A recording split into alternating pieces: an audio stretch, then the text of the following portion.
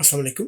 YouTube channel English basic to advance में खुशामदीद। नाज़रीन, ये है हमारा यूट्यूब चैनल जिसमें हमने बहुत अच्छे कोर्सेज करवा रखे हैं, जैसा कि बिल्कुल जीरो से एबीसी से जुमलों तक इंग्लिश बनाना हमने सिखा रखी है। ये आपको मिल जाएंगे हमारे चैनल की प्लेलिस्ट पर। चैनल के होम पेज पर जाइए और वहां पर प्लेलिस्ट मौजूद है जिसमें हमने कोर्स नंबर 1 जिसमें एबीसी से जुमलों तक हमने इंग्लिश पढ़ा रखी है। आज का सबक है नाज़रीन कुछ खाने वाली चीजों के नाम से। तो ये है इस सबक का पार्ट 1। इसमें हम मुख्तलिफ खाने की चीजों के नाम इंग्लिश में बनाना सीखेंगे, जैसा कि आपको यहाँ नजर आ रहा है। तो चलिए अब शुरू करते हैं आज का सबक। ये देखिए, ये है सीरियल, CEREAL, सीरियल। ये अनाज को कहते हैं। बेसिकली ये गंदम या किसी भी आटे को इस तरह के छोटे छोटे चिप्स की शक्ल में बना लेते हैं और फिर इसे दूध में डालकर एंजॉय किया जा सकता है। इसे कहते हैं सीरियल। ठीक है, चलिए ये है पिकल, PICKLE, पिकल। पिकल किसे कहते हैं? अचार को। देखिए, अचार, अचार किसी भी चीज का अचार आप बना सकते हैं, डाल सकते हैं। यहाँ पर ये आपको मैंगो का अचार नजर आ रहा है, यानी आम का। चलिए अगले खाने की चीज है ऑमलेट, OMELETTE, ऑमलेट। ऑमलेट कहते हैं तला हुआ अंडा। नाज़रीन, यहाँ पर दो किस्म की स्पेलिंग बिल्कुल ठीक है। एक ये वाले जिसमें डबल टी और ई आता है, और एक में खाली सिंगल टी भी आता है और ई के बगैर। तो दोनों किस्म के ऑमलेट की स्पेलिंग ठीक है। तो ये हुआ तला हुआ अंडा। अच्छा, इसके बाद ये है डो, DOUGH, डो, आटे का पेड़ा। ठीक है, जब गूंदा हुआ आटा आप देखते हैं तो आपसे डो कहते हैं। इसमें न यू की आवाज है, न जी की, न एच की, खाली डो, डी जैसे DO वाली आवाज, डो। यह है आटे का पेड़ा। चलिए ये देखिए, ये है फ्लावर। फ्लावर कहते हैं आटे को। आटा किसी भी चीज का पिसी हुई शक्ल में जो पाउडर है उसे फ्लावर कहते हैं। उमूमन ये गंदम का हमारे यहाँ आटा होता है।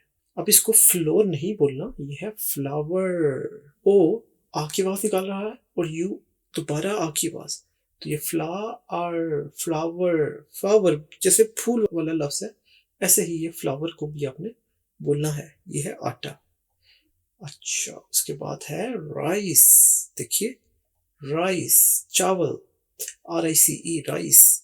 चाहे कच्चे हों या पके हुए हों, आप उन्हें चावल, राइस कहते हैं। तो चावल। ये है नाज़रीन चटनी, जिसे इंग्लिश में सॉस कहते हैं, SAUCE, सॉस, चटनी। देखिए, चटनी, ये किसी भी किस्म की चटनी आप बना सकते हैं। खाने की हजारों चीजें हैं, उनकी आप चटनी बना सकते हैं और मेन खाने के साथ या किसी और चीज के साथ आप इंजॉय कर सकते हैं। ये है नाज़रीन टी। देखिए, चाय, देखिए मजे की चाय, TEA, चाय। और चाय, यहाँ पे हमने आई यूज किया है, चाय। हमारे लोगों में चाय और कॉफी बहुत ज्यादा इस्तेमाल की जाती है। चलिए अगला लफ्ज है ऑयल। ऑयल कहते हैं तेल को। ये भी किसी भी किस्म का तेल हो सकता है। यहाँ पर जो आपको नजर आ रहे हैं, ये देखिए ऑलिव्स, तो ये ऑलिव ऑयल है। लेकिन किसी भी चीज का तेल निकाला जा सकता है, तो ये ऑयल है। और ये है जनाब चीज, CHEESE, चीज। ये कहते हैं पनीर को, पनीर। देखिए, और कहा जाता है जितना चीज पुराना हो उतना ही वो लजीज होता है। चलिए अगला लफ्ज देखते हैं। ये है ग्रेवी। देखिए, ग्रेवी, ग्रेवी कहते हैं सालन या शोरबे को, सालन या शोरबा। देखिए, अब यहाँ पर ये मालूम हो रहा है जैसे ये कोई गोश्त पका हुआ है और ये गोश्त की बोटी है और साथ उसके ये सालन है, यानी शोरबा है, तो इसे ग्रेवी कहा जाता है। चलिए एक और लफ्ज, ये देखिए, ये है सिरप। सिरप कहते हैं शरबत को।